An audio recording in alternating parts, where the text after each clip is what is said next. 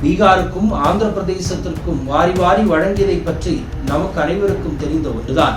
ஆனால் இதற்காக என்றால் தாங்கள் இப்போது இருக்கக்கூடிய அரியணையை எப்படியாவது பாதுகாத்துக் கொள்ள வேண்டும் என்ற காரணத்தினால்தான் பீகாருக்கும் ஆந்திர பிரதேசத்திற்கும் அவ்வளவு கோடி ரூபாயை தானமாக வழங்கி இருக்கிறது மத்திய அரசாங்கம். உள்கட்டமைப்புகள் வளர்க்கப்படுவதற்காகவும் மிகப்பெரிய அளவிலான முன்னேற்றங்கள் கொண்டு வருவதற்காகவும்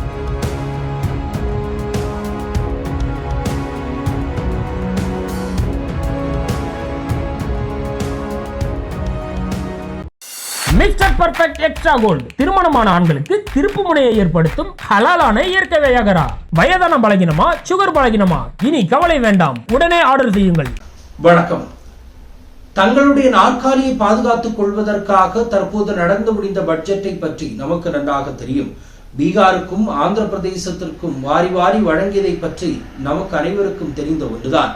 ஆனால் இதற்காக என்றால் தாங்கள் இப்போது இருக்கக்கூடிய அரியணையை எப்படியாவது பாதுகாத்துக் கொள்ள வேண்டும் என்ற காரணத்தினால்தான் பீகாருக்கும் ஆந்திர பிரதேசத்திற்கும் அவ்வளவு கோடி ரூபாயை தானமாக வழங்கி இருக்கிறது மத்திய அரசாங்கம். உள்கட்டமைப்புகள் வளர்க்கப்படுவதற்காகவும் மிகப்பெரிய அளவிலான முன்னேற்றங்கள் கொண்டு வருவதற்காகவும் பீகாருக்கும் ஆந்திராவுக்கும் மட்டுமே அவர்கள் நிறைய கொடுத்திருக்கிறார்கள் என்பது நமக்கு தெரியும். மற்ற மாநிலங்களை இதனுடைய காரணத்தினால் அவர்கள் கையெழுந்து விட்டதையும் நமக்கு கண்களால் பார்க்க முடிந்தது. தற்போது பீகாரினுடைய சந்திரபாபு நாயுடுனுடைய டிடிபி கட்சியில் 16 எம்பிக்கள் இருக்கிறார்கள். இந்த 16 எம்பிக்களும் மோடியினுடைய கட்சிக்கு மிக முக்கியமான எம்பிக்கள் என்று நமக்கு அனைவருக்கும் தெரியும். ஜேடியுவினுடைய நிதிஷ்குமாருடைய எம்பிக்கள் ஆகட்டும், சந்திரபாபு நாயுடுனுடைய எம்பிக்கள் ஆகட்டும், பாஜகவிற்கு தற்போது மிக முக்கியமான எம்பிக்களாக இருக்கிறது. சந்திரபாபு நாயுடுவுக்கோ நிதிஷ்குமாருக்கோ மந்திரி சபையில் மிகப்பெரிய அளவில் இடம் கொடுக்கவில்லை என்பது நமக்கு தெரியும். 1 2 இடங்களை மட்டுமே இவர்களுக்கு ஒதுக்கி இருந்ததே மிகப்பெரிய அளவில் சந்தேக கேள்விகளாக இருந்தது. அதன் பிறகு பட்ஜெட் தாக்கல் செய்யப்பட்ட போது புரிந்தது, சிங்கமாக கர்ஜித்துக் கொண்டிருந்தவர்கள் என்று நினைத்துக் கொண்டிருந்த பொழுது பூனையாக அடிமையாகி கொண்டிருக்கிறார்கள் என்பது தெரிந்து போய்விட்டது. அந்த அளவிற்கான பட்ஜெட்டுகளை பீகாருக்கும் ஆந்திராவிற்கும் தற்போது வழங்கி இருந்தது.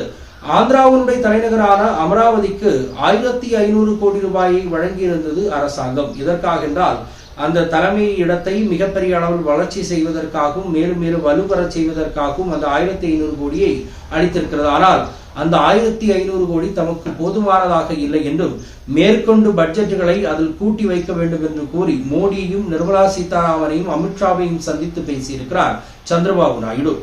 இப்போது மீதம் இருக்கக்கூடிய ரூபாயும் சந்திரபாபு நாயுடுக்கு அளிக்கப்படுமா? இந்த 1500 கோடி அல்லாமல் வேறு பல கோடிகள், பல்லாயிரக்கணக்கான கோடிகள் மீண்டும் ஆந்திராவிற்கு வழங்கப்படுமா? இங்கே மிகப்பெரிய அளவில் கேரளா, அசாம் போன்ற மாநிலங்கள் வெள்ளப்பெருக்கு மற்றும் நிலச்சரிவு போன்ற விஷயங்களால் பாதிக்கப்பட்டு அல்லோலப்பட்டிருக்கும் பொழுது அவர்களுக்கு அளிக்க வேண்டிய உதவித்தொகையை வழங்குமா? அல்லது தங்களுடைய நாற்காலியை பாதுகாப்பதற்காக சந்திரபாபு நாயுடுனுடைய கட்சிக்கு 1500 கோடி அல்லாது வேறு பல பல்லாயிரக்கணக்கான கோடிகளை பாஜக வழங்கப் போகிறதா என்ற கேள்விகளும் தற்போதிலிருந்தே இருக்கிறது. ஏற்கனவே சந்திரபாபு நாயுடு மோடியை பார்த்து பேசிவிட்டார், நிர்மலா சீதாராமனிடம் பேசிவிட்டார், அமித்ஷாவிடம் இதை பற்றி விவாதித்திருக்கிறார். அப்பொழுது பாஜக என்ன தீர்மானம் எடுக்கப் போகிறது அல்லது வரப்போகின்ற பட்ஜெட்டுகளும் மீண்டும் பீகாருக்கும் அல்லது ஆந்திர பிரதேசத்திற்குமான பட்ஜெட்டாக மாறப்போகிறதா?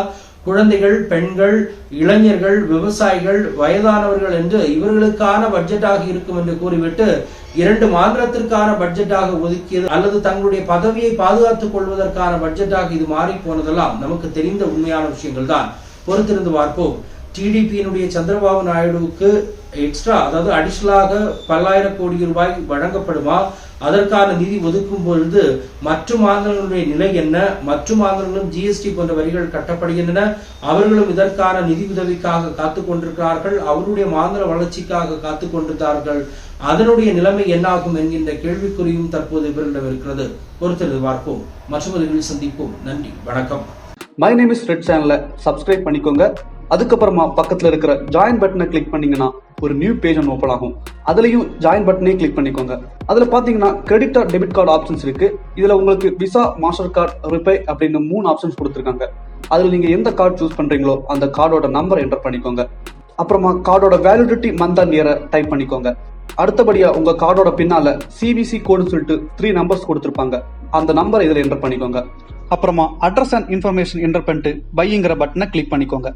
ஒருவேளை உங்க கார்டு நம்பர் இன்வாலிட்னு காமிச்சிச்சுன்னா உங்க கார்டுல இன்டர்நேஷனல் யூசேஜை எனேபிள் பண்ணுங்க.